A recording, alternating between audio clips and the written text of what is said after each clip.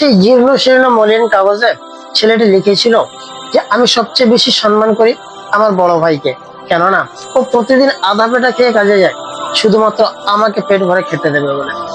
ওর জামা কাপড় ছেঁড়া থাকে, কিন্তু আমাকে নতুন জামা কিনে দেওয়ার জন্য বাবার কাছে প্রতিদিন জোরাজুরি করতে থাকে। আমি জানি ওর ইচ্ছা ছিল অনেক লেখাপড়া করার, কিন্তু আমাকে পড়াশোনা করানোর জন্য ও নিজেই স্কুলে যাওয়া ছেড়ে দিয়েছে, কেননা একসাথে দুই ভাইকে পড়াশোনা করানোর মতো খরচ পিতামাতার বহন করার সাধ্য ছিল না। আমি ওকে এতটাই বেশি সম্মান করি, কেননা ও আমাকে স্কুলে পাঠায় আর ও প্রতিদিন রোজ বাবার সাথে খেতে কাজ করতে যায়। আমি আজ এখানে আছি শুধুমাত্র ওর কারণে। তাই আমার চোখে সবচেয়ে বেশি শ্রদ্ধার মানুষ হলো আমার বড় ভাই। পুরো ক্লাস তখন নিস্তব্ধ। শিক্ষক চোখে চশমা খুললেন, তার চোখে জল টলটল করছে।